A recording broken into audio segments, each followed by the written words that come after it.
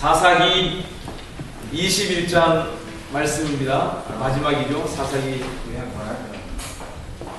1장부터 16장까지 사사들의 이야기, 사사들의 이야기가 소개되었었고 17장, 18장, 그리고 19장, 20장, 21장 두 가지의 이야기가 사사기의 마지막을 장식하고 있는데 오늘 이제 21장으로 사사기가 끝납니다. 다음 주부터는 사사기에 이어서 이제 룻기가 나오잖아요. 룻기를 4장으로 되어 있는데요. 룻기를 가지고 이 사사시대의 어떻게 보면 암흑이라고 할 수 있는 이 사사시대에 별과 같이 빛났던 믿음의 사람의 한 이야기가 나옵니다. 보아스와 룻의 사랑 이야기인데요. 그 얘기가 이어질 겁니다. 오늘 사사기 21장의 마지막 결론 25절이죠.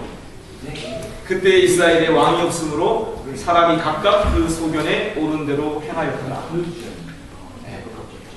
베냐민 지파와의 전쟁 이야기를 통해서 오늘 21장 가운데 다시 이스라엘 백성들이 하나님을 왕으로 모시지 못하고 자기 소견에 오른 대로 행했던 또 한 가지 이야기가 베냐민과의 전쟁 이후에 전쟁의 결과들을 처리하면서 오늘 또 사람들의 실패가 소개되고 있는 내용이 있습니다. 그러나 이 이야기와는 여전히 또 복음의 이야기가 숨겨져 있어요. 성경 전체적으로 우리가 다 연결해서 봐야 되기 때문에 어디까지 제가 터치하실지 모르겠지만 특별히 21장 안에 베냐민 600명이 지금 살아남았는데 이 600명의 남자들이 아내를 얻는 이야기가 나오죠. 그 아내들 600명의 여자들의 이야기가 또 사실은 성경 전체의 복음의 계시와 연결되는 중요한 이야기입니다.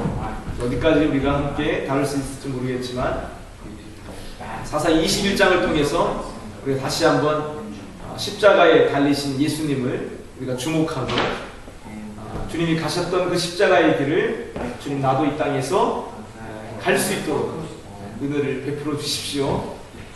그렇게 한번 주님 앞에 기도하는 오늘 됐으면 좋겠습니다. 21장의 내용은 베냐민 지파와의 전쟁 가운데서 이제 승리했습니다. 그래서 살아남은 베냐민 사람이 600명, 군사 600명만 남아있고 베냐민 모든 남녀노소가 다 진멸당했습니다. 600명 빼놓고는 다 죽임당했습니다. 전쟁의 승리를 하고 나서 이스라엘 남은 지파들은 정신이 이제 정상으로 돌아왔습니다. 자기 몸에 썩은 부위를 도려내는데, 그죠? 썩은 부위를 도려내는데 너무 당혹했던 거예요, 그죠? 그것들을 치료하는 방법, 약을 바르고, 그죠? 소독을 하고 이런 방법도 있었을 텐데 팔을 잘라내버린 거예요. 잘라내려고 이렇게 한 거죠. 거의 팔이 다 잘라질 정도로. 이스라엘 12지파는 우리 신약의 교회가 그리스도의 몸을 이루는 것처럼 이 땅 가운데서 하나님의 통치가 이루어져 가기 위해서 하나님 이 땅 가운데 세운 어떻게 보면 하나의 몸과 같은 거죠. 레위인의 첩이 12덩이로 시체가 나뉘어져서 모든 지파에게 갔잖아요. 그런 것처럼 이스라엘 12지파는 하나님 앞에 하나의 단위를 이루고 있습니다.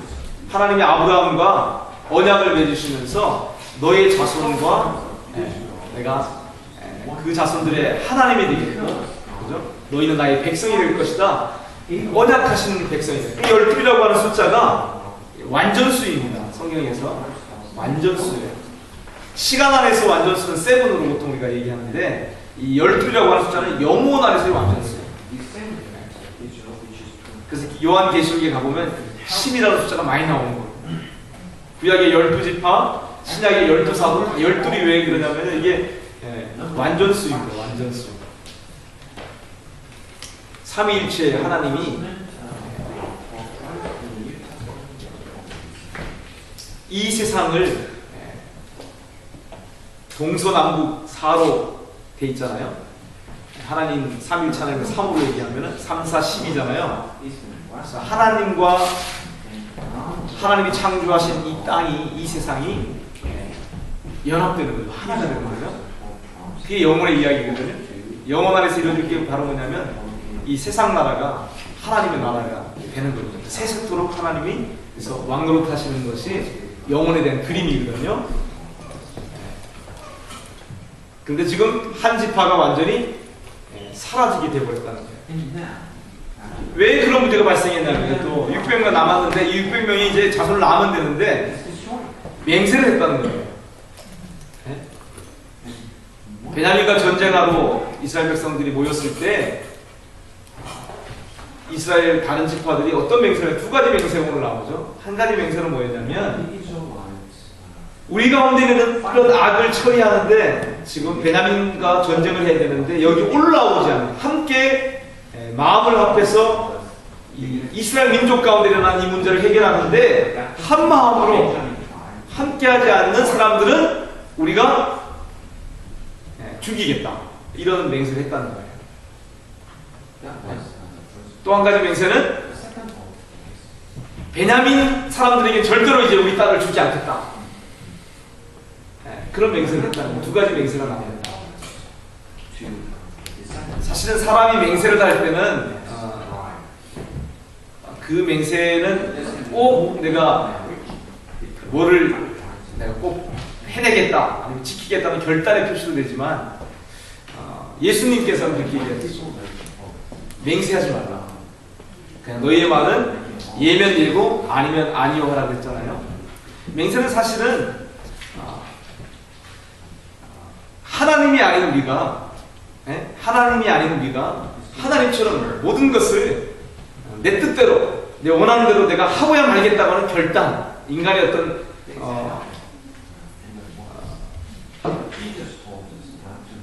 할 수 있다. 내가 할 수 있다. 내가 마음먹은 것은 내가 다 할 수 있다. 라고 하는 인간의 자만과 교만이 깔려있는 것이 맹세이기도 해요. 하나님 앞에 약속일 수도 있는데 그래서 맹세를 했을 때 맹세를 지키지 않으면 저주를 받는다. 그렇게 예수님께서도 또 성경에서도 계명에서도 거짓 맹세하지 말 것을 얘기하면서 맹세한 것은 소원한 것은 반드시 지킬 것을 하나님 또 말씀하고 계시죠. 물론 오늘 본문에서 이스라엘 남은 지파 사람들은 11지파 사람들은 베냐민 지파가 완전히 사라지게 될 위기가 됐을 때 하나님 앞에 맹세를 바랬던 그 맹세를 하나님 앞에 회개하고 하나님 어떻게 하면 이 베냐민을 회복할 수 있습니까? 그래서 하나님이 영혼 안에서 완성하고자 하시는 하나님의 왕국을 온전함을 이스라엘의 온전함을 우리가 지켜낼 수 있겠습니까? 라고 기도했어야 되는데 하나님께 물었어야 되는데 이들은 그렇게 하지 않습니다. 물론 하나님 앞에 단을 쌓고 번제도 드리고 화목제도 드리지만 하나님의 뜻을 묻지 않습니다. 자기 자신의 성급한 그 맹세와 지나친 그런 결단들, 하나님의 약속했던 것들을 오히려 회개하고 하나님 앞에 용서를 구하고 하나님의 뜻을 묻는 것이 아니라 자기들이 맹세한 그것들을 가지고 지금 자기들이 다시 발견하게 된 이 전쟁 이후의 문제를 해결하기 위해서 자기 보기에 옳은 대로 행하는 모습들이 오늘 지금 21장에 소개된 겁니다. 그 한 가지가 바로 뭐였냐면 요단 동편 쪽에 야베스 길르앗 쪽에 야베스라고 하는 타운이 있는데 그 야베스에 있는 사람들이 이스라엘 전체 회중이 모였을 때 안 왔다는 거예요. 그래서 길르앗 야베스에 있는 모든 사람들을 다 진멸하는 전쟁을 또 치릅니다. 12,000명의 용사를 보내서 길르앗 야베스에 살고 있는 모든 남녀노소를 심지어는 가축까지도 다 죽입니다. 좀 지나치죠. 하나님께서 가나안 족속들을 진멸하라 했을 때 마치 그거 똑같이 우상 숭배하는 가나안 족속들이나 하나님의 심판으로서의 그 진멸도 아니고 같이 하나님을 믿는 동족들인데 아마 길르앗 야베스 요단 동편 쪽이기 때문에 루벤 지파, 갓 지파, 므낫세 반지파의 영역이잖아요. 아마 므낫세 반지파가 살고 있었던 동네라고 생각되는데, 타운이라고 생각되는데, 거기에 살고 있는 모든 남녀노소 가축까지 다 죽이고 처녀들 400명을 포로로 잡아서 베냐민 600명 남자들에게 아내로 주는 거죠.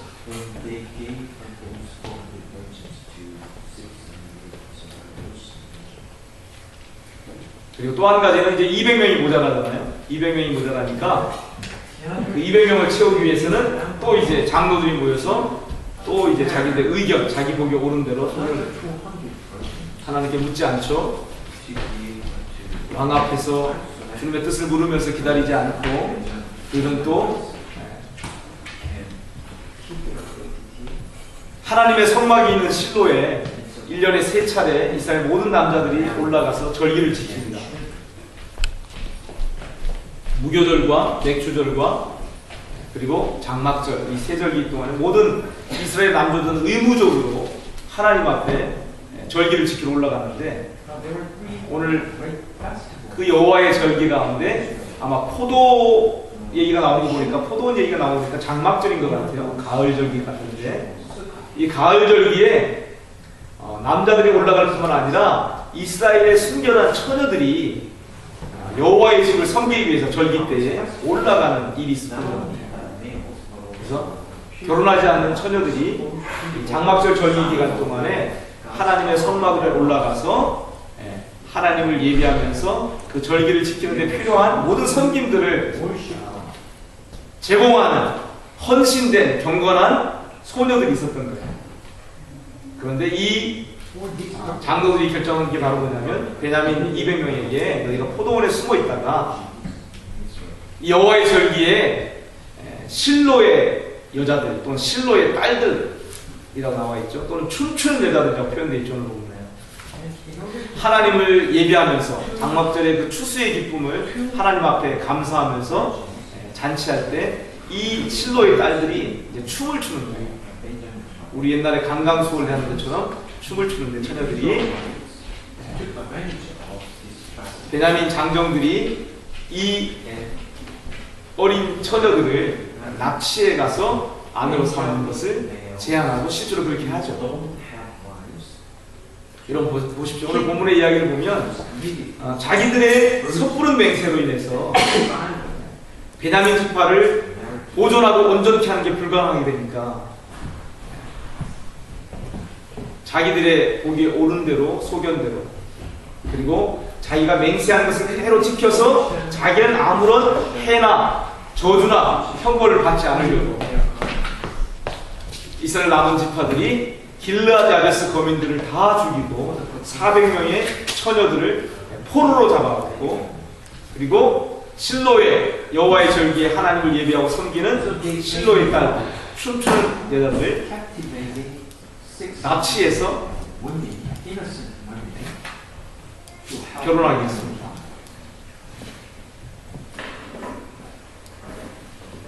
오늘 이 이야기 안에 그런데 성경이 그렇죠. 이 이야기 안에 우리가 주목해야 될 복음의 메시지는 사실은 자기 보기에 옳은 대로 행했던 이스라엘 11지파의 이야기 가운데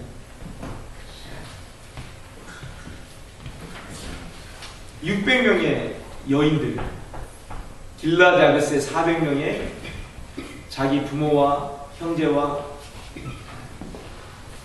고향과 모든 것을 잃어버린 400명의 어린 소녀들의 이야기 그리고 하나님을 경외함으로 하나님의 집을 섬기기 위해서 헌신한 실로의 여자들, 실로의 딸들 그래서 하나님을 월십하면서 경배하면서 춤추었던 실로의 춤추는 여인들 이 여인들이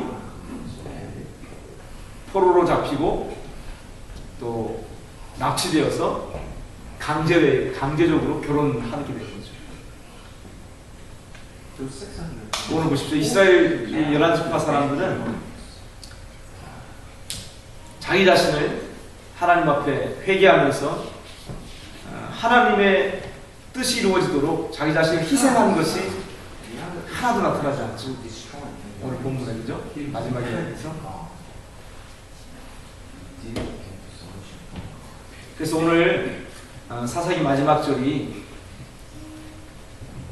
당시에 이스라엘에 왕이 없었기 때문에 사람이 각각 그 소견대로 옳은 대로 행했다. 사람이라고 하는 단어는 사실 남자입니다. 남자. 이시라고 하는 단어입니다. 오늘 본문에 이시아 여자들의 이야기는 사실은 뭐냐면 사람이 자기 보기에 옳은 대로 소견대로 행한 그것으로 인해서 포로로 잡혀가고 납치되어서 아내로 바쳐진 사람들이죠. 자기 자신의 생애를 베냐민 지파의 아내가 되어서 드려지고 희생된 사람들이 바로 여자들로 좀 나타나 있는 거죠.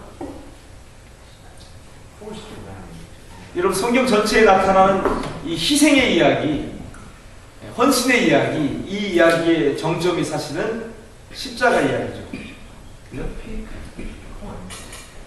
사람은 하나님 앞에 단을 쌓고 제물을 바치고 하나님의 이름으로 뭔가를 하는 것 같지만 희생하지 않죠. 자기가 손해보는 것이 없습니다.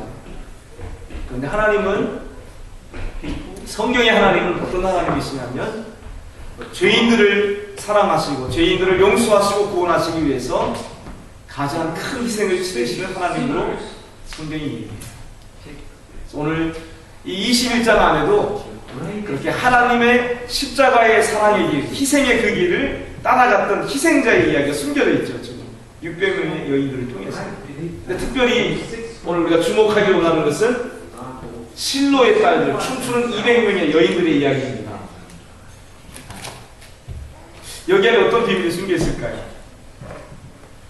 여러분, 실로라고 하는 곳, 장소죠. 에브라임 지파, 가나안 땅의 중심부에 있는 땅인데 실로는 안식의 장소라는 뜻입니다. 안식의 장소. 야곱이 창세기 49장에서 유다지파를 축복할 때에 유다지파에게서는 통치자의 홀, 치리자의 홀이 끊이지 않겠다고 얘기하면서 실로가 오시기까지, 그리고 모든 열방이 그 통치자 앞에 복종할 것을 축복하거든요. 그 실로가 오시기까지 이런 표현이 나옵니다. 그 실로 같은 실로거든요. 안식처. 그러니까 실로는 사실은 유다를 향한 야곱의 축복 가운데 실로는 메시아를 얘기하는 거예요. 예수 그리스도를 얘기하는 거예요. 그리스도를 얘기하는 거예요. 그리스도가 오시기까지, 왕 중의 왕 중 그리스도가 오시기까지. 그가 오심으로 열방이 그에게 복종하게 되고 그분이 열방의 왕이 되실 것에 대한 선포예요. 약속이고 예언이에요. 근데 그 동일한 이름이 실로라고 하는 장소거든요. 그러니까 이 실로는 하나님의 성막, 하나님의 집이 있는 장소잖아요. 안식처라고 하는 뜻인데, 여러분 성경 전체의 계시 안에서 우리가 보면 하나님의 성막의 실제는 바로 누구냐면 예수님이세요. 그리스도가 바로 하나님의 성막의 실제예요. 그리스도 안에서 하나님과 사람이 만나거든요. 그리스도는 하나님과 사람이 화해하는 장소예요. 그리스도 안에서 공의로우신 하나님과 죄인된 인간이 함께 만나서 안식을 누리고 연합을 이루게 되는 것이 바로 그리스도 안에서 이루어지기 때문에 여호와의 성막이 있는, 하나님의 성막이 있는 이 실로는 장소이기도 하지만 그리스도에 대한 예표가 되는 거예요. 장소가. 근데 이 실로에서 춤추는 여인들은 누구냐면요, 처녀들로 소개되는데 실로의 여자들, 실로의 딸들 이렇게 표현되어 있죠. 하나님을 예배하는 자들이에요. 근데 오늘 본문에 이 실로의 딸들, 실로의 여자들이 하는 일이 많은 표현들이 있겠지만 오늘 본문에는 춤추는 여자들이라고 표현되어 있습니다. 훌 또는 힐이라고 하는 단어인데요, 춤춘다라고 하는 단어가 이 몸을 뒤트는 거예요. 트위스트 하는 거예요. 이렇게. 근데 이 단어가 하나님을 예배하면서 추수감사절 때죠. 이게 오늘날로 치면 장막절에 그리고 이 장막절은 예표적으로 보면 어떤 날이냐면은 그리스도가 이 땅에 재림하셔서 그분의 백성과 그리스도가 혼인잔치를 이루는 그 페스티벌의 의미가 그렇습니다. 사실은 십자가의 죽으심이 6월절에 성취라면 장막절은 예수님이 이 땅에 재림하셔서 이 땅 가운데 이루어지는 천년왕국에 대한 예표예요. 절기적으로 보면. 그래서 이 실로의 딸들은 이 성막에서 하나님을 예배하고 잔치하는 절기가 또 하나님 섬기는 일들을 하는데 특별히 예배하면서 하나님 앞에 춤추는 일을 하는 거예요. 지금요. 그러니까 이 춤추는 그냥 노는 춤이 아니고요. 하나님을 경배하는 월십하는 춤인 거예요. 근데 이 힐 또는 풀이라고 하는 단어가 춤춘다라고 하는 단어가 성경에 보면요. 춤춘다는 뜻과 함께 고통으로 몸부림한다 이런 표현입니다. 여인이 아이를 낳을 때 여자가 아이를 낳을 때 몸부림하잖아요. 거기에 쓰이는 단어 구로한다라고 하는 단어 성경에 나와요. 그 단어예요. 같은 단어예요. 자, 여러분 보십시오. 그러니까 하나님 마지막에 사사기 21장에 숨겨놓은 복음이 바로 여기 있습니다. 실로의 딸들은 실로가 오실 때까지, 실로가 이 땅 가운데 우리의 구원자가 오시도록 하나님을 월십하는 자들인 거예요. 그리고 온몸으로 격정적으로 하나님이 우리 가운데 그리스도를 보내시도록 하나님 앞에 호소하는 그런 일을 하는 예표적으로 그림이 그렇습니다. 지금. 그러니까 실로의 딸들 춤추는 여인들은 사실은 이 땅에 구원자가 필요합니다. 우리에게 메시아가 필요합니다. 하나님 약속하신 사단의 머리를 박살낼 우리의 왕을 보내어 주십시오 라고 몸을 부풀리면서 신음하고 그리고 또 예배하고 하나님 앞에 간구하는 여인들이에요. 여러분 요한계시록에 가보면 요한계시록 13장에 이 우주 가운데 하나님의 역사 가운데 모든 전체 하나님의 백성들을 예표하는 한 여인이 등장합니다. 그죠? 해와 달과 12별을 쓰고 있는 여인이 나오죠. 그리고 그 여인이 사내 아이를 낳는 얘기가 나오죠. 그죠? 여인이 낳는 사내 아이가 1차적으로 여자를 통해서 이 땅에 오실 구원자, 메시아, 그리스도를 얘기하기도 하지만 또 한편으로는 그 그리스도와 한편에 서서 어린 양이 이끄시는 대로 어디든지 따라가는 이기는 성도들을 얘기해요. 이기는 성도들을 낳는 하나님의 전체 백성의 그림으로 해와 달과 12별을 쓰고 있는 여인을 계시록에서 얘기하고 있어요. 오늘 이 실로의 여호와의 절기에 하나님을 예배하면서 춤추는 여인들은 바로 이 땅에서 하나님 편에 서서 하나님께 순종하는 이기는 성도들에 대한 그림인 거예요.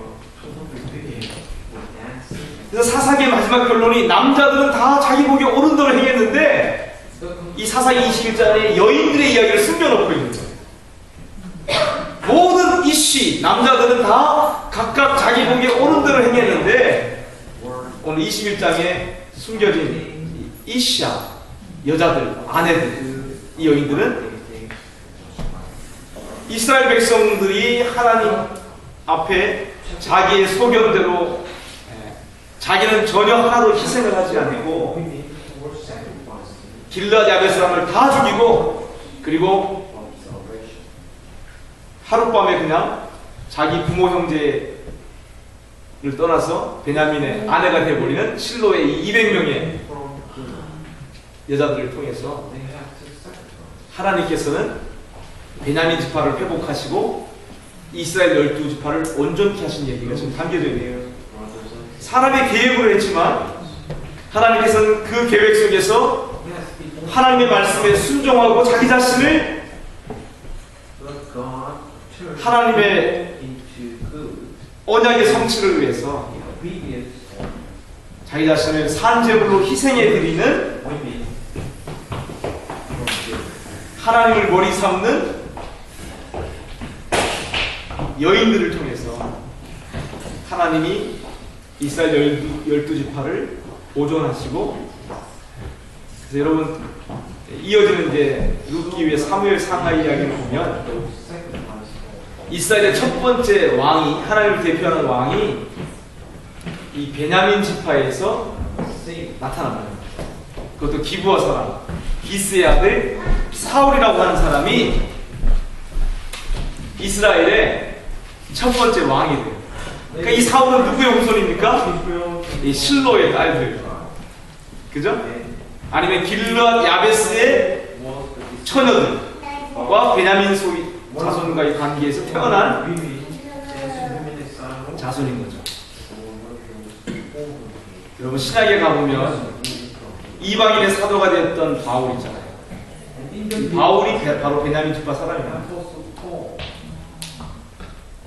예수 그리스도가 열방의 구주가 되시고 왕이 되시도록 이방인들 가운데 복음의 문을 열었던 사도 바울도 이 베냐민 지파, 이 실로의 딸들의 후손인 거예요, 사실.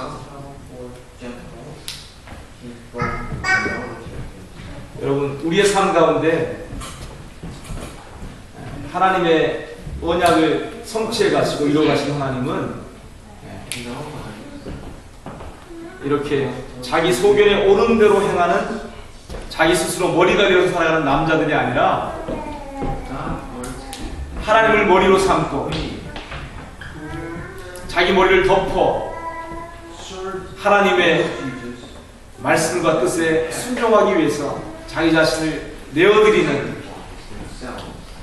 희생자의 삶을 통해서 하나님은 하나님의 언약을 성취하고 있습니다. 결론이 바로 뭡니까? 우리에게 이렇게 하나님이 우리에게 주시고자 하시는 왕이 필요하다는 얘기를 하는 거예요. 그럼 여러분 우리에게 한번 적용해 볼까요? 오늘 우리에게는 왕이 여러분 있습니까? 없습니까?